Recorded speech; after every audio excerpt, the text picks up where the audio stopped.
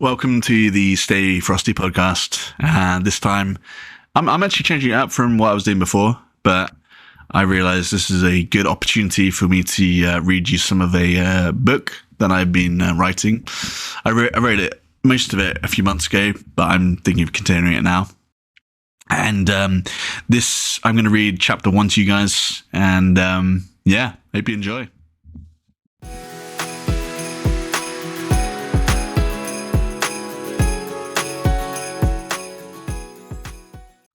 The Book of Fables, Chapter 1. Erin props the book up against the table in her parents' hovel. It was a sweet home, made of timber with a cozy fireplace which was dying at the embers currently. It had been roaring when she had got in from school. Her arms were growing tired as she had been ravenously digesting the Book of Fables, for a good hour already. Nothing had gripped her quite like this book. Other books she could put down after a half hour, but this one, it felt special.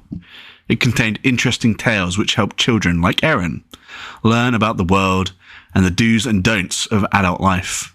She was currently on the fable of the Blessed Liar. Essentially, the author painted the picture that although tempting as it is, lying is not the best policy, especially when it comes to life and death. You may be thinking to yourself, why, that sounds like the boy who cried wolf. The irony in that fable is that the boy does tell the truth, and Erin had heard that story before anyway. She wanted something fresh, and she was getting it tenfold from this book. It was so fresh that she was surprised it had been given away freely from a stall outside a neighbour elsewhere in the village. Erin sighed as the light grew dim in the kitchen. Her parents' house was normally well lit, but they didn't have many oil lamps for late-night reading sessions. She would have headed to bed at this point, but she couldn't put this book down. Something about it was captivating, almost hypnotic, and she was quite surprised that her mother had never heard of it, seeing as her mother had told her of other fables when she was growing up. It was odd that not even the old lady looking after the stall had heard of it, but wasn't she the one getting rid of this book? I wonder where it came from. She began to skim read, going past fables such as The Possession of Curtis, The Hidden Sparrow, and others. One fable caught her eye, though. It was titled after the book itself, oddly enough. The Book of Fables inside the Book of Fables? One eyebrow raised in intrigue, and she dived into the short story. It mentioned demons, the end of the world, and one person, unnamed, unlike the other fables who would turn the tides of evil forever. She flips back to the beginning of the fable. It started, "Woe begone, evil naysayer." The fable this is one of truth and of the present. An old wives' tale mayhaps, but this tale begins with you, fellow reader. Once the fable is begun, it cannot be undone. Erin looked away for a moment in tense apprehension. Her eyes went back to the book. It is said that you are now triggering events which are already set in motion. The return of Duk Buk Ah, a spirit, a necromancer, and a god. Erin! Erin fumbled the book and dropped it on the floor in surprise at the outburst. Her eyes darted around the dark kitchen. "Hello, who's there?" "It's just me, your dad." Erin's father began to chuckle as he closed the front door behind him. "What are you doing up still? It's so late I can barely see my hands in front of me." "Dad, stop. This book." Erin snatched the book up and almost ran to the window, catching the last of the sunlight. It says the fable had disappeared entirely. What was on the page was gone, replaced with a different fable. The fable of Confucius. Possible, she thought to herself. She flips manically through the book, searching the contents page and going between the hidden sparrow and the fable of Confucius, desperately searching for the missing fable. Her father laid a hand on her shoulder gently and smiled, if she could even see his smile in the dark. "Erin, I think it's time for bed." "No, but Dad, there was a story here. It's gone." "Of course, Erin. I think you must be tired, dear." "No, I'm not crazy. You have to listen to me. It said the world is going to end. Demons will come and I know we've all had a busy day, you at school and me with work. Your mother must be fast asleep somewhere. Come on, love, off to bed with you. Her father shot her a glance. She shivered in nerves. Don't make me chase you there. You're a big girl now, 16. Erin snorted in annoyance, but took the book with her for safekeeping. She didn't sleep well that night. Her dreams were full of ominous thoughts and dark tidings, like shadows of wolves stalking her as she traipsed through an unknown mountain range. She darted in and out of dark hollows and forests, with almost never-ending trunks. The trees soared into the night sky above. Of course, the sun never showed its face, and in the darkness, she heard a voice, a deep but whispery voice. This is for you. The book showed itself to no one but you. Erin shook her head in her dream, and in her herb. And in herb. Erin shook her head, and in her dream, and in her head. She shook over and over, crying to the voice that it wasn't true. She knew this book was nothing but bad, but the voice retorted, "No, Erin, it's not all bad. You were chosen by the ether. We know you, and we know you can save us. Not all is lost. You will be rewarded." Erin. His voice was different, higher-pitched, squeaky in a way, like a mouse, but more annoying, and also a mouse which spoke English. She couldn't see this mouse. "Erin, wake up, I want to play." What? A mouse wants to play? Suddenly the trees around her in the night started shaking uncontrollably. An earthquake? In my dream? Oh, right. This is a dream. Erin's eyes flickered open as she felt her head being lolled back and forth. Slowly yet surely, this squeaky voice was in her very life. Her body was shaking, like a fit. Then she realized her brother was knelt on her chest, violently shaking her. "Erin, come on. We always play in the morning." The whining he made was the worst. She groggily moaned as she came to. Her brother's shaking became more intense as he started to cry. "Are you dead, Erin? Say something!" She yelled in anger. "What are you doing, you idiot? I'm awake!" Her eyes fully awake now, and they looked at each other dead in the eye. Dilly stopped shaking her and stuttered. "Erin?" "Yes, what's the problem?" she said impatiently, brushing him off onto the bed. "You took 30 whole seconds to wake up. That's not normal." She rolled her eyes. "Dilly, come on, don't be so silly. This is quite normal. I just didn't sleep very well." But you always sleep well." "Something's wrong." "What's wrong? Got a fever?" Dilly put his hand to her forehead to test temperature. "Oh my, good lords." Her parents always said that. He was just copying them. Her parents always said that. He was just copying them. He was very serious now. "We need to call the doctor. I don't want to alarm you, sis, but..." He swooped down to her ear and whispered, "You might be dying." She couldn't help but laugh, a good belly laugh. "Don't be silly, you oaf." Dilly was taken aback by this shocking insult. "Oaf? Why, I'll show you who's an oaf." Dilly hopped off the bed and, knuckles raised, attempted to get into some fight stance. Although he looked like a kitten wanting to scratch his mother, full of fear but apparently angry. Erin sighed and patted his head as she yanked herself off her bed. Dilly dropped his fists but continued his never-ending toddler stare. "Let me get changed, Dilly, then we can play. We won't have much time before we need to go to school." All this silliness had almost made her forget about the book, but when she remembered, she became quite rigid. Dilly watched her every movement. She had to get rid of him. "Dilly, I need some privacy." Her brother nodded solemnly and slunk off to the kitchen. "The book, where is it?" she thought to herself. She looked high and low but couldn't see it anywhere. Maybe it was all just a dream? Maybe I was so tired that I just fell asleep when I got home yesterday. She was hopeful, but when she had got dressed and entered the kitchen, there it was, in all its dark, leathery goodness. The Book of Fables written by... Why, that must be an author. All books have authors. She shook the front cover, and there it was. Written by Populus Crowdy. What a ridiculous name. Sounds made up. Her mother was doing the dishes, which had been left from last night. "Morning, sweet pea. What have you got there?" "Nothing, Mum." "Oh, it doesn't look like nothing." Her mum smiled, almost giggling. Is it a present from a boyfriend of yours? Erin blushed, almost turning the colour of a tomato. No, I don't have one. Her mum sighed. Erin, you can't hide things from me. You should know that. I know when you're lying. I'm not lying. I really don't have a boyfriend. I'm only 16. The ripe age to get married then. Oh my goodness, she thought to herself. Mum, 1, I do not have a boyfriend. 2, how am I meant to get married without one? Logic. Erin.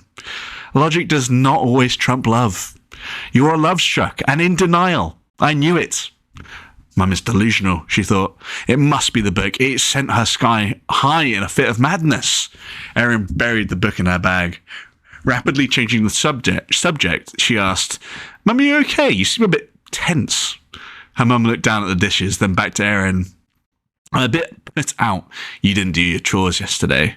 Her mum looked towards the dishes. Huh. She completely dropped that train of thought. Maybe it was the book. It would explain how Dad thought I was so tired last night, when I wasn't. Or maybe the book's infected my mind and I'm losing it. Erin, darling, I know you're clearly lost in your thoughts about this boy, but please listen to me. Will you do your chores this evening at least? Okay, maybe Mum's lost it. She didn't bring up the boyfriend subject again. Yes, that's fine. I've got to go to school, Mum. Your breakfast? Her mum called after her as she began to slip outside. And playtime, Dilly cried from down the hallway. I'll grab an apple from the tree. Dilly, go play by yourself, maybe? She called back. She did actually grab an apple and added it to her ever-growing bag of clutter. She could hear Dilly kicking up a fuss. Tears were surely going to follow, so she got well out of eyesight before turning to her bag and the book. Erin plucked the book from her bag and gripped it by its edges. She gripped it so hard that her fingers were turning white. She was angry that she had the book in the first place. She was terrified by what the book was implying, and she was dreading what was going to come next. What was she going to do next? Go to school? After that horrible dream, which she was sure had emanated from the book, like some sort of sickness, a poison. Also, the mention of the return of some evil person. She couldn't remember the name, but she remembered something about crossmancy. Maybe it's just some type of puzzle. You know, a book of fables the author just put in as a red herring. But the pages had disappeared entirely.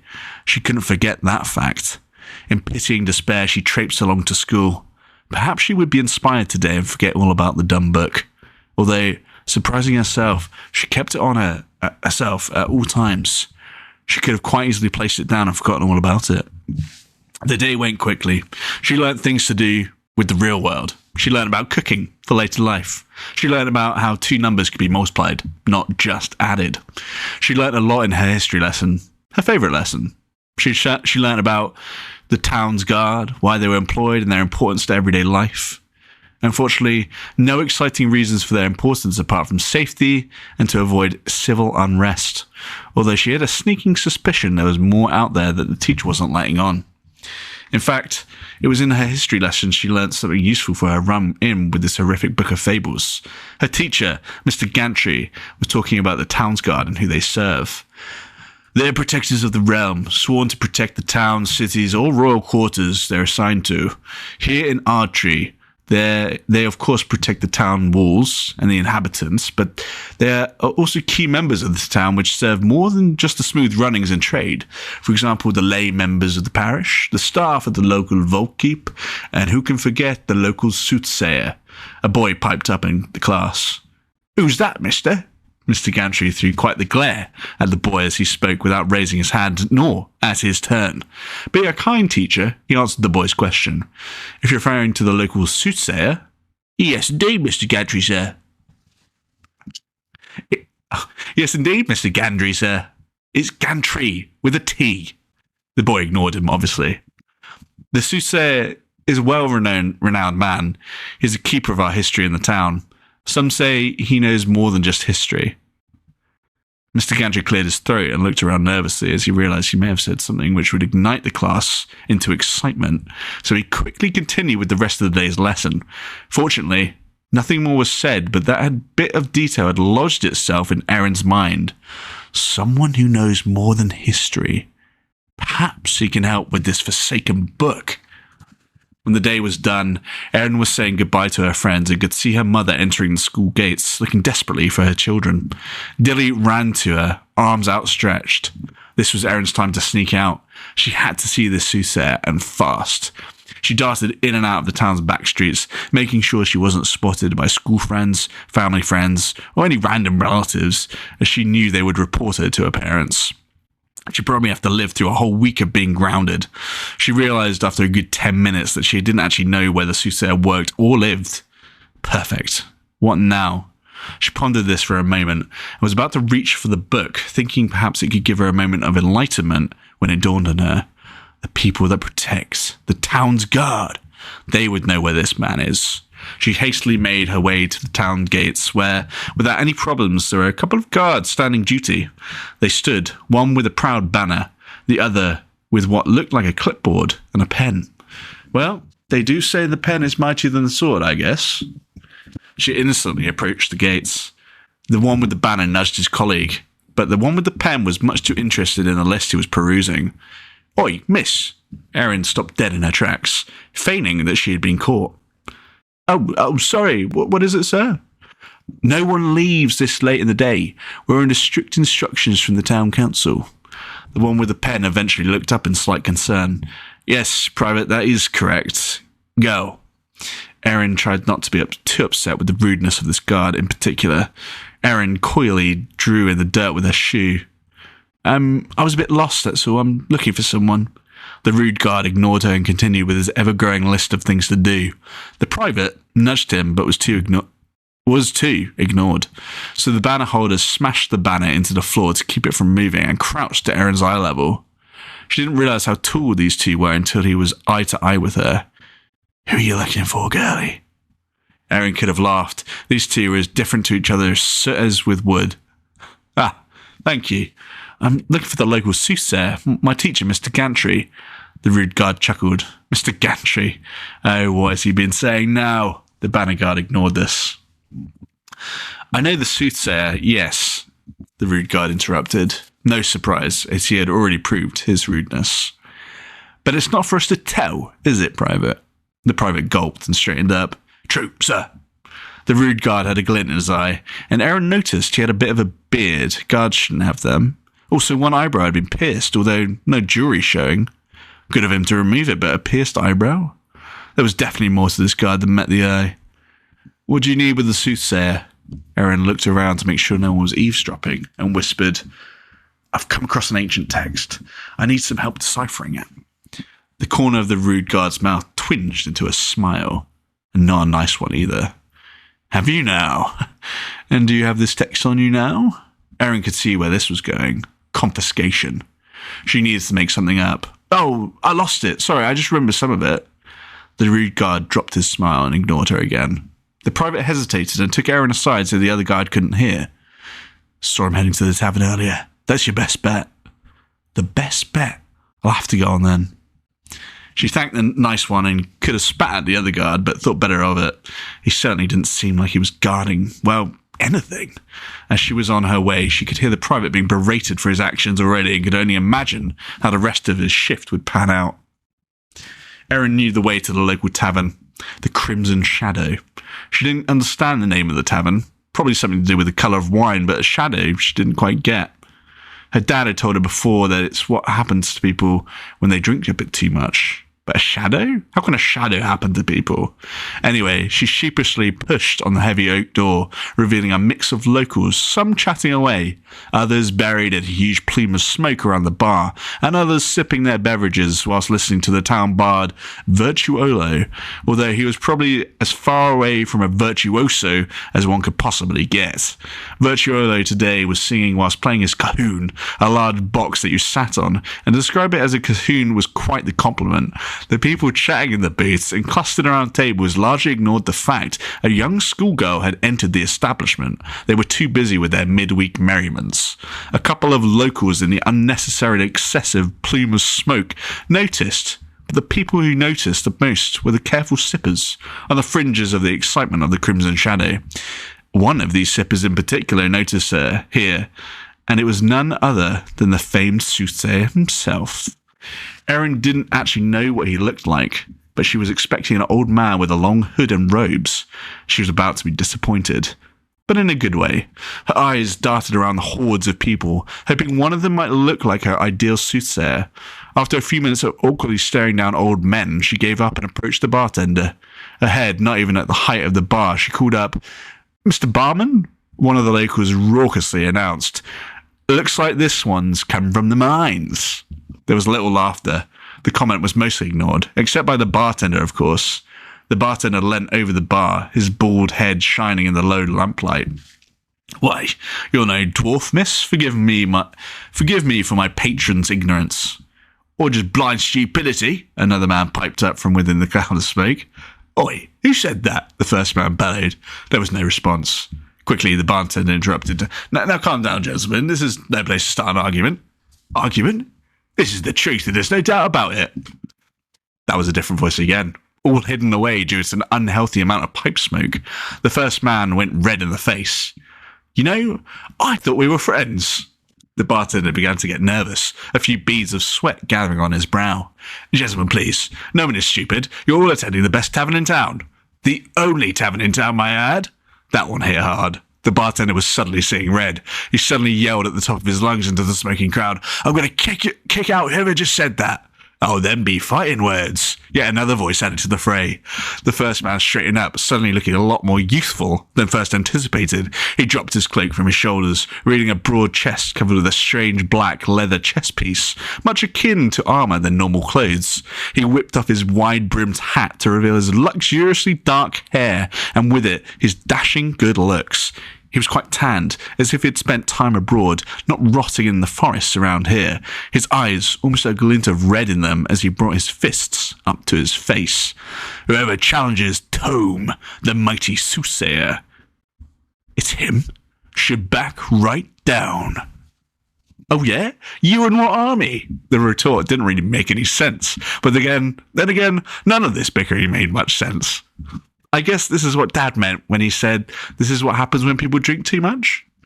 An angry old man exploded from the cloud of smoke, one arm leading the way, directly soaring towards Tome's face. Tome dodged it with ease, ducking right underneath, whilst the man sailed over his head, onto Tome's back, and then flipped over by Tome to end up on the floor, staring directly at the ceiling. Tome kicked the man's face with his heel. "Nighty-night," Tome finished. He glared at the cloud of smoke. "Any other people hiding there want to give it a crack, or are you going to apologise?" "You first. You called that girl a dwarf." "I said," he cleared his throat, "she's come from the mines. I didn't mention race, nor any other descriptive words." "Then what do you mean by it?" Tome knew he had to make something up to avoid any more violence. "I merely meant she looked like she's had a hard day's work. I was about to buy her a pint, and then..." He nodded and smiled. "She isn't a mine worker, but just a young girl." He turned to Erin at that point and looked curiously. "Oh, why is a young girl in the Crimson Shadow at this time of day, anyway?" So that was chapter 1 of the Book of Fables. Hope you guys enjoyed it. Let me know in the comments what you think about it, and hopefully you'll hear the rest of it soon.